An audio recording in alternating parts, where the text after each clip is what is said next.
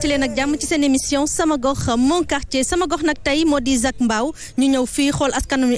ana naka nañ fi toogee lan moo leen fi neex lan moo leen fi naqari lépp di leer ci biir seen émission sama gox mon quartier fii ci Zac Mbao bokk ci commune bu Mbao.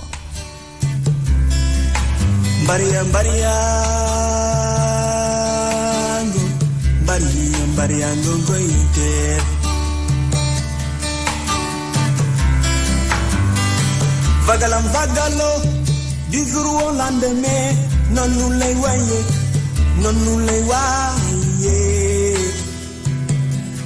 non lay waye wow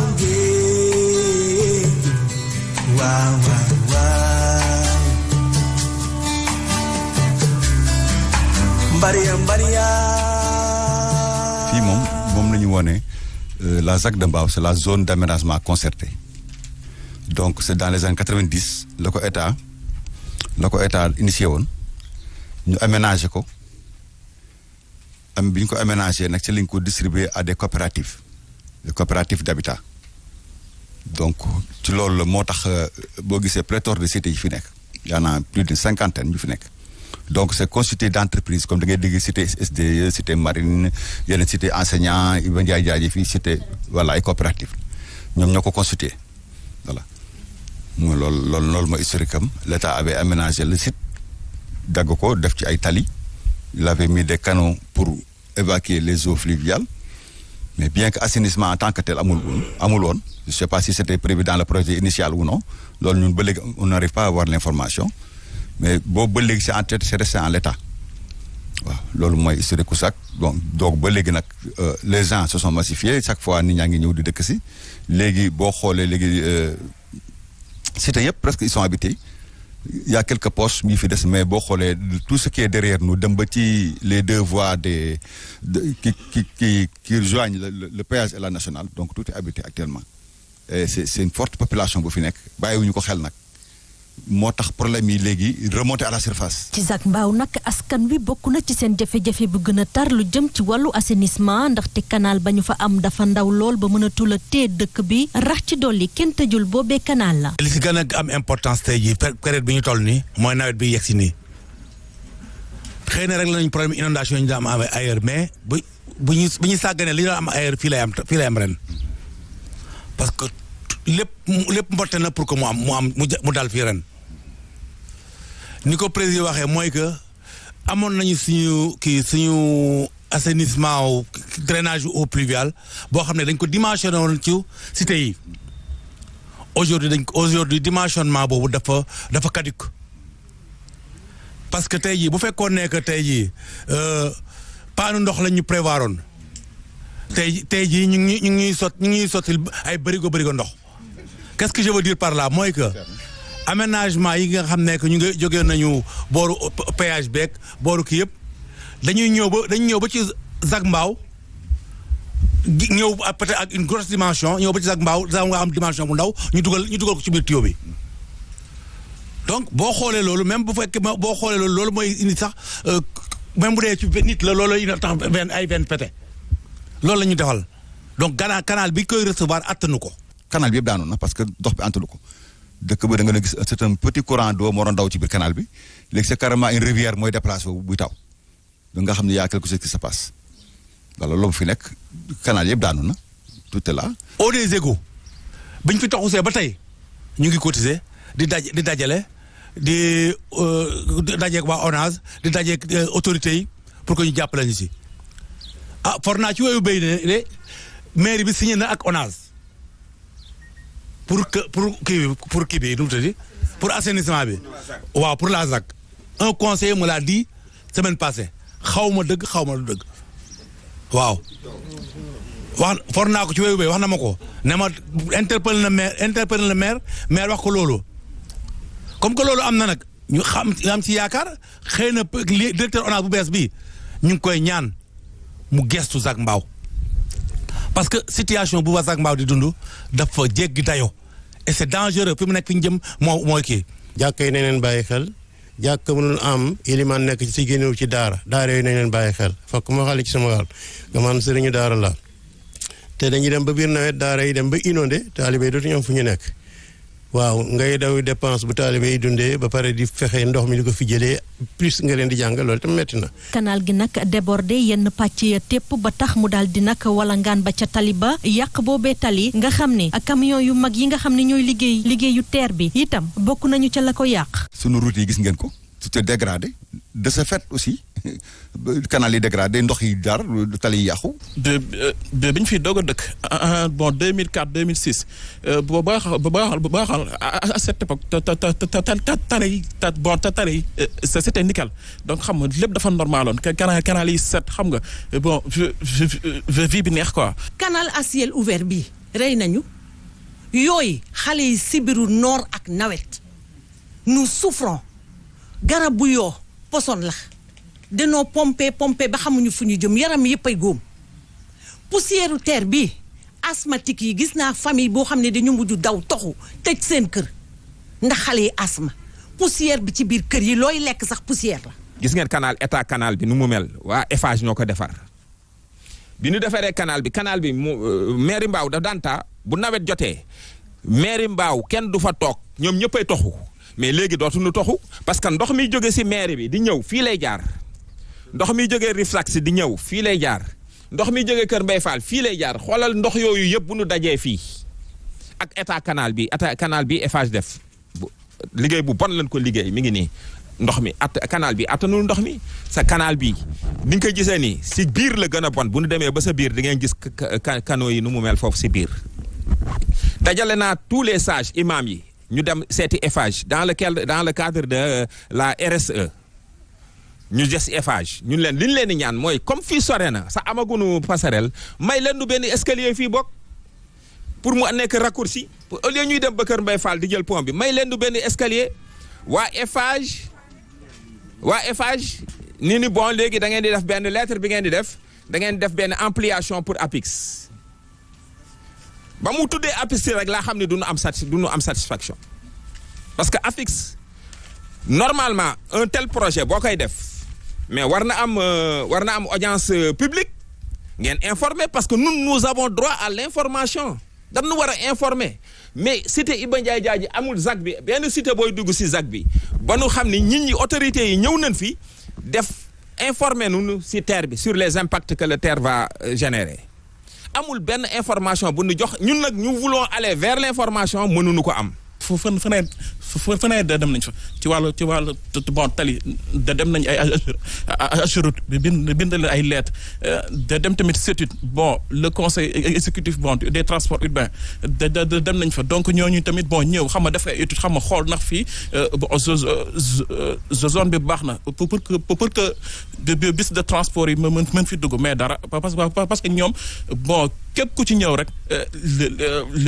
li mu lay njëkk wax mooy yéen kat fii moom bon franchement parler bon les routes sont impraticables donc de telle sorte que nag ñoom suñ fi dugalee seen bus yi dafay panne voilà. xeetu canal bi canal à ciel ouvert comme ni ñu ko waxee léegi fan la amati dañoo bañoon mais dañu xaar ba guddi ñu wax canal bi dañoo yeewu gis canal te ni ko monsieur Ndiaye waxee comme bëgguñu histoire ñu toog di muñ di négocier ak ñoom mujj gi gendarme yi fee lañ daan campé di xaar suñuy doom benn bés maak présidente bi ñoo dem di ñaan pour bañ histoire mu am. yàqute tali boobu sax tax na tey jii ba borom bus yi bëgguñu faa dugal seeni bus mu jural nag askan wi jafe-jafe ci wàllu dem ak dikk. li ñu gën a sonal aussi ci wàllu route bi aussi ce sont les camions ba xool bi ñuy defar kii bi le voie de contournement là pour biir di dem ci péage bi noonu presque ñoom ñoo yàq tali yi ci ZAC bi yëpp parce que bon c'était des gros porteurs bon yoo xam ne dañ daan yeb ay béton ba mu fees dell xam nga di jaar ci kaw tali bi xam nga yàq ko yaxet xam nga. les transports duñ fi jaar parce que tali yi baaxul. dem dikk ñëw nañ fii les autres tata tout ça ils sont venus voir jël woon nañ leen ñu ñëw xool mais bi ñu gisee ñu ne bon fii vraiment c'est bon mais tali yi ñu suñu oto mënuñu ko fi dawal. xoolal yaa ngi seen tali bi nii mais mënoo fa yegg lii mooy deewee xiif màggalu Touba mais c'est vrai ku xiif rek màggalu Touba mooy lii li seen tali bi nii booy koo yuuxu mu wuy la te mënoo fa yegg madame dafa metti fi mu nekk nii foo dugg tey ci Ndakaaru ñu ngi pavé ku fi gis pavé fii madame gis nga pavé ah waaye nañu dimbali ci tali karo yi bokk bu dee tali béton tali kii mën a am tali bu ñuul mën a am ñu dimbali ci tali karo yi. donc au fur et à mesure que nit ñi dëkk donc sac bi gën a avancé quoi xam nga nit ñi gën a yokk voilà et puis tamit ñu gis ne bon depuis tout ce temps bon y a pas eu de suivi. amul benn suivi c'est-à-dire que à l'époque bon tout était nickel tali set canal bi lépp normal am ñu woon benn jafe-jafe. Son association Synergie Force Vive de Mbao on avait initié une rencontre avec l'ex-directeur de Dakar Dem Dikk Moussa Diop donc il nous avait reçu bi ñu recevoir aussi ñooñu il nous a envoyé une équipe technique bu ñëw ba fii xool il était prêt à mettre un terminus à la ZAC ici mais nee nañu fii avec les routes là les cars ne peuvent pas rouler bis yi mënuñu fa daw dañuy yàq seen ay bis c'est le même cas des Dakar Dem Dikk et des autres moyens de transport yi fi nekk yoo xam ne ñoo waroon jël nit ñi di leen génne au moins si bu jëlee leen cité yi génne leen si tali bi rek problème la. kalandoo yi nekk fii grand Mbao c'est-à-dire que ñoom duñu nangu dugg fii y a pas de course c'est-à-dire que yote mënoo wàcc arab bi bon fa fay 100 francs wala tamit 200 dugg fii non c'est impossible c'est-à-dire que ñoom bon kii rek la ñu permettre course xam nga bon te dafa metti voilà je pense que xam nga bon yooyu noonu moo fi war a jeex voilà il faut que ZAC bi fii xam nga kalandoo yi déparé au niveau de grand Mbao xam nga di dugg ci ZAC bi bon par personne 100 francs ou bien 200 voilà. liggéeyu train express régional doon nag loo xamante ni daal dina enclavé bile gox ndaxte itam seen porte principale bañ fa amoon dafa tëj rax ci dolli lu jëm ci wàllu pollution sonal leen waaye itam passerelle bu ñuy jaar bay mën di jéggi muy gaaw ci ñoom itam soxla nañu ko fa. mënuma comprendre zone bu toll nii ñu ne 50 cité moo fi nekk dalee fi ba ci autoroute ba jaar na le ba nga àgg Rufisque ñetti points yi ñooñu bloqué bii ak bële ci sotti ZAC Mbao ba ak bii ci Rufisque bon dañoo tëj dëkk bi yëpp amuñu fu ñu génnee li ñu wax dëgg la. ñi daan jóge si biir ZAC bi plus de comme ni ko président waxee plus de 50 cités ñëpp fii moo doon seen yoon baana yi élèves yi ñii dem hôpital jigéen ñi war a xëy sa yornu oto yëpp fii lañ doon jaar à moins de 100 mètres nga jot route nationale bi. ñu yeewu suba li gën a metti nag mooy ñu tëj complètement ñu def manifestation yaakaar ni autorités yi dégg nañu daan ñu defal fii passerelle gisuñu passerelle ñu yeewu suba tëj ñu ba pare ubbi pont bi nga xam ni porte bi boo xoolee Kër Mbay Fall la boo yéegee pont bi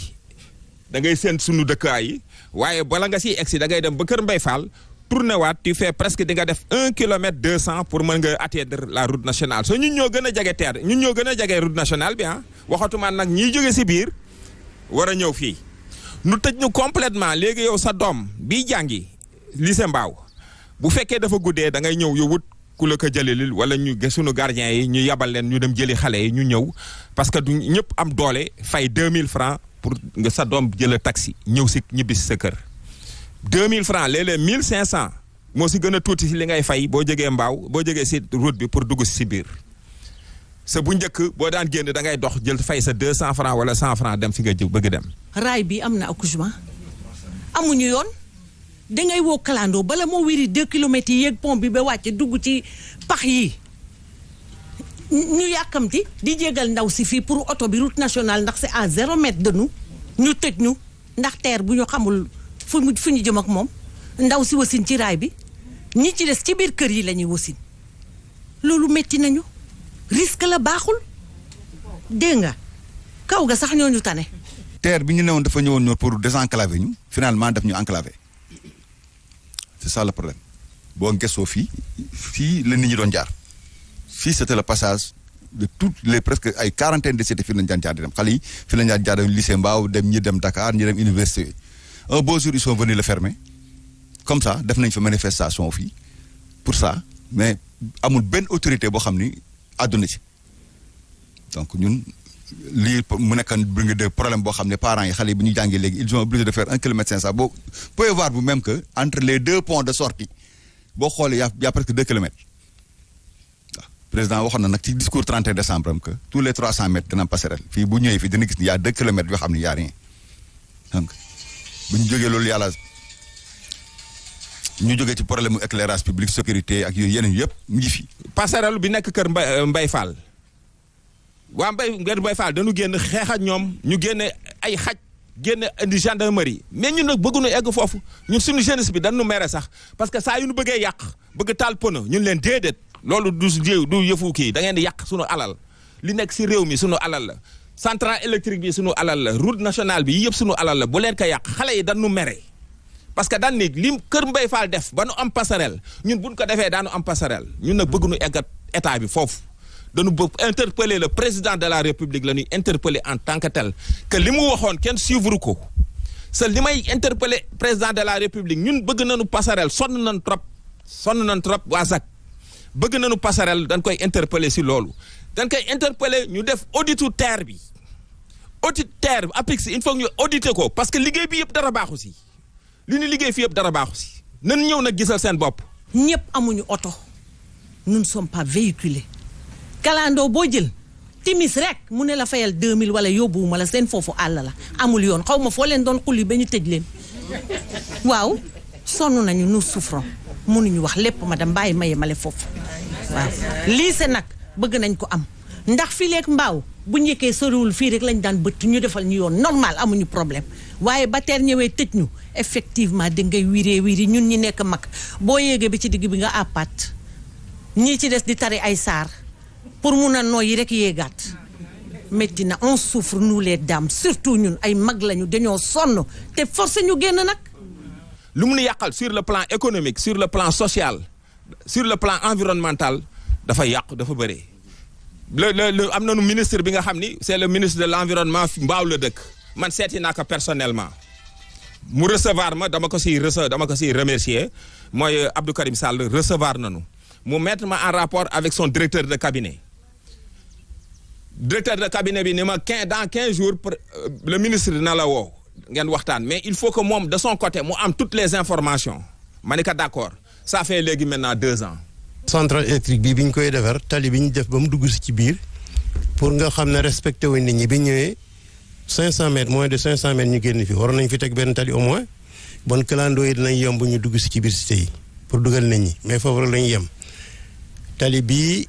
mu ngi jógewoon Kër Massar dugg Kabel Basse yéeg ci cité assurance defar nañ pont bi tali ko ba mu wàcc waroon nañ ko mën a indi su fekkoonte ne ñiy liggéey lii laajoon nañ habitants yi fi dëkk consulté leen ci biir liggéey bi ñu wax leen nu mu di ko noonu pont bii dañ koy jëlee fii ci kaw mu wàcc si bu ñu ñëwee Grand Mbao ñu defal ko rond point mu dëpp ànd ak raay bi dem loolu moo gënoon a yomb te moo doon gën a yomb lii sax bon nag dañu boolewul nit ñi te am nañu nekk ci biir cité yi di dund dañoo ëpp xel ñu yor loolu ñoom ñoo am sens nekk ci secteur boobu rek bu ko defee fokk ñu bàyyi xel nit ñi. wàllu ñàkk kaaraange itam doon lu askanu ZAC Mbao di dund ndaxte kat fii ay lamp matew fii rax ci dolli ay agression saa su ne dañ ko fay nemmeeku. insécurité amu fi woon mais mi ngi am na fi léegi parce que du fait de déficit de lumière ak du point de passage yi nga xam ne amatul. insécurité bi nag moom agression yi comme ni ko président waxee bis bu nekk ñu dund ko parce que boo jëlul sa doom boo fekkul sa doom nga fekk ko ba si route nationale bi dugal ko wala nga jox ko njëgu taxi bu duggul fii dañ koy agressé gis ngeen fii nu mu lëndëmee sa am na ñi nga xam ne ñu ngi dem ba sa biir daanu doxaat encore bu ñu ñëwee ba fii daanu doxaat presque 1 kilomètre pour dugg seen biir kër c'est comme ni ko président waxee diggante fii ak fële ça fait 2 kilomètres diggante ñaari points yi ça fait 2 kilomètres sa président dafa ni woon diggante bi fu am 300 mètres war nañ fa am passerelle. agression yi waxatuñu ko góor ñi tane nañu mun nañu waaxu kenn du leen jege waaye ñun jigéen ñi dóor nañ ñu fi jàmmat nañu sax suñuy doom fii yàlla ak gardien yi bu dutoon ñoom musiba am na dañu obligé këroo kër di fay junni pour ñu mun a tane tuuti éclairage zéro. bon fii guddi xoolal fii léppay lëndëm kenn du fi ñemee jaar ah donc da ngay obligé xam nga di jël ay clando di fay ay 2000 xam nga dafa metti. on a eu des relèvements yoo xam ne des cas d'agression yoo xam ne man sama gannaaw kër rek ak sunu membre yoo xam ne sax dañu naan génn dem rek ñuy daw di këf seen ay kalpeek di këf seen ay téléphone yooyu yëpp am na fi insécurité totale mu ngi fi moom actuellement lu amul woon fii actuellement ça existe. Du fait vraiment que de la non prise en charge de ces cas-là. liggéey yooyu nga xam ne nag ñeel na TER bi ñoom ñuy xamle ni APIX daal diwuñu ci dédommagé ñañu fa yëkkatee tey xamle ni ñett ci ñoom rek lañ ca jot a jox ay ndàmpaay waral askan wi di sàkku ñu daal di auditer nag APIX mi nga xamante ni jàpp nañu ne tegul liggéey bi ci yoon. ñu impacté nu ay TER am na terrain yu ñu jël fii cité Iba Ndiaye Diadji terrain yi ba léegi kenn dédommagé wu leen ñett lañ fi dédommagé ñoo ñu ñoo construire woon ñett ou ñeent ñu dédommagé leen mais ñi nga xam ni terrain nu lañu ba léegi l'APIX ne répond pas. bind nañu APIX ba sonn duñu tontu dem nañ fi audience laaj wax maire bi pour moom mu bind amuñu feedback amuñu réponse amuñu dara kenn duñu faale ñaan nañu audience une fois 2017 ba léegi ñu ngi ñaan audience au directeur de l'APIX lettre bu dem j'ai les archives ici lettre bu dem duñu am réponse dox naa yàlla def ma tasante directeur APIX fii si pont bi ñu koy defal RTS di ko defal benn reportage fii si pont bi ñu ne ma da ngay wëri man leen wëriwuma man leen lu fi xew ñu ne ma directeur APIX moo fi nekk man ni dama bëgg a waxat moom mu ñëw ma jege ko boobu mbas mi ngi commencé mu ni ma takkal sa masque ma takk sama masque mu ni ma lan la woon ma ni que di ñuy dund fii laa bëgg nga xam ko mu ni ma moo comme dafa nekk si liggéey léegi naa jël mu jël benn naataangoom bu mu àndal mu ni joxal kii sa numéro dina la woo man dinaa waxtaan ak yow ba tey ba sànq ma jox leen sama numéro saa yu ma wooyee collègue am boobu mu may wax non directeur amul jot directeur lii directeur la APIX en correspondance def nañ que dem naa ba si préfet xam nga lu mu nu tontu on ne peut pas faire des omelettes sans casser les œufs li ngeen di dund ñëpp a koy dund loolu la ñu tontu mais je vais voir ce que je peux faire loolu la ñu préfet tontu manika nag mu ni ma léegi da ngeen dem seen commune ma ni mais commune nee na ñoom amuñu benn information préfet ni ma non comité bu nu tëral commune bi da si am représentant ñoom ils sont informés surtout kon nag ça veut dire que commune bi dañ def lu leen neex dañu seetaan ñun ZAC bi. centrale électrique bi nga xamante ni nag mi ngi ci gox bi doon na lu def tiitaange ci askan wi ndaxte kat nee nañu digganteem ak kër yi matul 100 mètres. ñu tëj nu complètement waxatuñu loolu ñu yeewu suba defal nu fii centrale électrique parce que ñun biñ koy soogay construire centrale électrique bi dañ defoon sax gaaru terre bi fii lañ koy defee ñun waxuñu dara ñu defal nu xoolal centrale bi à moins de 100 mètres des habitations. centrale bi nga xam ne lii wóor na nga koy kii donc mooy wane ni ñun nous sommes assis sur une bombe à retardement. goudron centrale électrique bi ñu defal dañu ñëw ba jub centrale bi rek daal di ko dévier ne saraax ci biir woccuñu. beneenug jafe-jafe gu ñuy jànkonteel ci bile gox di ZAC Mbao jëm na ci wàllu marché bi nga xamante ni ñoom jàpp nañu ne la fay metti bëri na. marché ZAC Mbao bi dafa bëri ay problème yu ne ci biir yu mel ni jigéen yi ak góor yi yëpp sax suñu demee jëndi seen bagage ba pare. fa ñu koy jëndee ji chauffeurs yi dañ naan leen du ñu ñëw ZAC Mbao du ñu am tous les problèmes du monde pour jóge fi ñu jëndee seen marchandise ñëw ak si marché bi parce que dañ leen laan amuñu yoon wu ñu jaar pour indil leen seen marchandise yi loolu problème bu méttee métti la lu ne la ñuy daj ba la ñuy agsi ay xaaju guddi lañ fi agsi ak insécurité bi ñu fiy wax pour indi seen marchandise ndax chauffeurs yi dañuy bañ problème mu douche marché bi am na ko ganu sénégalais bari teranga waa marché bi yëpp ci kër environnant yi ci la ñuy dem bu ñu amee ay besoin parce que marché bi amul douche marché bi amul électricité yow boo xëcculee sa bopp électricité doo ko am lu mel ne biir marché bi nga xam ne nag fa la ñuy jaayee aliments yi ñuy lekk denrées alimentaires yi yëpp foofu moom amul dara sax nag amul benn courant. marché bi amuñu ko. da nga yenu sa pañe di dem mu xiin balaa ngay ñëw nga tawte xuus ci ndox mi sonn nañu ñu ngi ñaan madame Marième Faye Sall bu dee xam nga li jigéen di jànkonteel ci biir séyam nga jàppale ñu. femme yi tamit ak góor gi tamit nee nañu suñu dajalee seen ay mbalit ba pare amuñu dépotoir d'ordure te mënuñu à chaque fois bu certes oto mbalit dina ñëw. mais mënuloo à chaque fois bu sonné nga bàyyi sa njaay nga daw di kii am na quelque yu ko ciy def wala nga fay xale mu daw yóbbul la mais par exemple bu ñu amoon benn dépotoir d'ordure boo xam ne bii pour marché bi la ñu ko fay teg bu oto bi ñëwee rek ramasser yóbbu loolu tamit amul ci marché bi waaw bâtiment yi c'est délabré bâtiment marché bi dañu màgget parce que ce n'était pas bien construit d'ailleurs mosoon na fi sax am musiba mu fi amoon ci nawetu daaw bi muy benn xale ndeysaanam bu romb benn bâtiment affaire bi dal ci kawam ma day taali foofu la yem kon nag marché bi tamit il faut ñu jàppale ñu ci marché bi mën a baax. ci lu jëm ci wàllu feebar faju nag doon na jafe-jafe fii ci Zac Mbao ndaxte gis nañ ni am na fa ab poste de santé boo xam ni sax nag dañu ko dal di tëj muy njàqare ci ñoom. poste de santé tamit am na buñ fi tabaxoon à l'époque te tabax nañ fi ñaari poste de santé actuellement bi nekk Capec moom mooy marché mais bi ñu tabax fii ci wetu marché bi ci suñu côté bi nii nga xam ne y a plein de cités yu nekk fii nii marché wul fonctionné wul mi ngi noonu daal man daal xamul kenn xamul ba léegi lan moo tax fonctionné wul mais fonctionné wul musul fonctionné te dañ ko tabax normal mais mu nga ne di tege gisuñu kenn koo xam ni nee na lii ci poste de santé bi wala mu wax ci loo xam ne mën na édifier nit ñi. leneen loo xam ni sàkku nañu ko moo di ab lycée boo xam ni seeni doom dinañu mën xëy di fa jàngi ak xel mu dal te bañ di dox kilomètres yu bëri ngir dem ci yeneen i gox. école yi tamit day inondé école yi xam nga fii zone inondable la parce que nappe bi dafa jege moo tax d'ailleurs suñu problème yi yëpp ñu am ko waaw bëgguma dugg ca peut-être affaire assainissement dana am ko ci wax mais suñu problème yëpp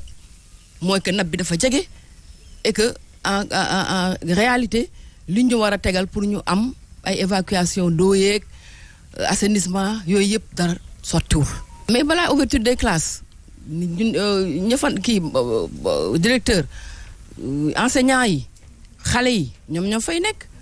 surtout kii ASC yi ñooy nekk bayaat defaraat dindi ndox bi ak yooyu pour que xale ma reprendre seen ay cours. ñoom nag ñu jàpp ni commune bu Mbao daf leen a daal di beddi ba tax na la ñu bëgg moo di ñu daal leen di dugal ci département bu Kër Massar niki noonu defal leen seen commune bopp. actuellement ñun ñi ngi jéem a fépp sax pour ñun ñu ériger nous en commune pourquoi pas parce que am nañu toutes les potentialités am nañu ressources yi pour que ñu ériger la ZAC de Mbao en commune nous rattacher nous dans le département de Kër Massar pourquoi pas. comme ñoom mais kii wu Pikine nu mu tuddati le département de Pikine faale wunu la commune la mairie de Pikine faale wunu l'État en tant que tel faale wunu mais ñun nan jël suñu oto kii actuellement bu ngeen demee ba sa biir am na ay images yi nga xam daan leen ko jox yi nga xam ne curage yu canal bi si biir dafa effondré wu dafa nekk en kii am na daan si ñëw am na ñu ko war a wax curage yu canal bi population yi ñoo dajale lu tolloo 2 millions pour faire le curage des canaux. mais kooku kan moo ko war a def est-ce que population bi da ngay dund sa gox ñu bàyyi la yow ak sa kii comme dañu nar a bàyyi ñun suñu bopp nan nu ériger en commune canaux yi lii lu fi am rembalayage yu route yi yëpp ñun ñooy génn suñu alal fii nawet bi daaw pour ñu dund si nawet bi bañ a am problème cotisation da ngay dugg si kër yi porte à porte ngay laaj cotisation di laaj cotisation mais nit ñi mënuñu si dëkk da ngay laaj cotisation ba nit ñi sax dañ lay jéppi booy dem si nit ñi sax buñ la séenee dañuy daw parce que da ngay laaj cotisation ba da ngay sonn presque plus de 2 millions dépensé nañ ko pour curage u canaux yi sinon rek suñu ndox mi yëpp ak saleté bi yëpp si kër yi la jëm. tuuti wuñu de 50 quelques cités 200 fi mu nekk nii waaw boo xoolee li ñu boot ZAC nu mu toll léegi mais tuuti wuñu bu fekkee nekk Mbao attanuñu mais nañ ñu boole nañ ñu regroupé def ñu commune ñu féete fële attan nañ suñu bopp. atta nañ si ñopp xel maa ngi fi mën-mën gaa ngi fi moyen yaa ngi fi mais nañ ñu ko baaxee bés bi ñu ko baaxee woon ñu demal si bopp ñu taf ñu bu leen neexee ñu taf ñu fële ñu taf ñu Kër Massar. Vagalam vagalo du jour au lendemain noonu lay waaye noonu lay waaye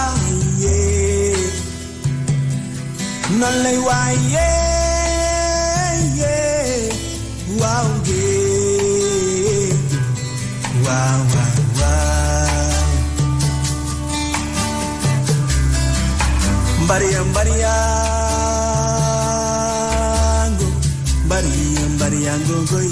on a le sentiment d'être abandonné par tout le monde. Tout le monde, quand je dis tout le monde, je me dédie un grand T. Je mets toutes les autorités dans le même sac.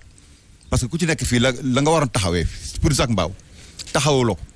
waaw parce que ba ma ñu gisee état di def programme ñu gis ay dans d'autres zones que les gens mettent des pavés des routes à la ZAC depuis plus de 20 ans 1 mètre goudron dugg fi je pèse bien mes mots 1 mètre pavé dugg fi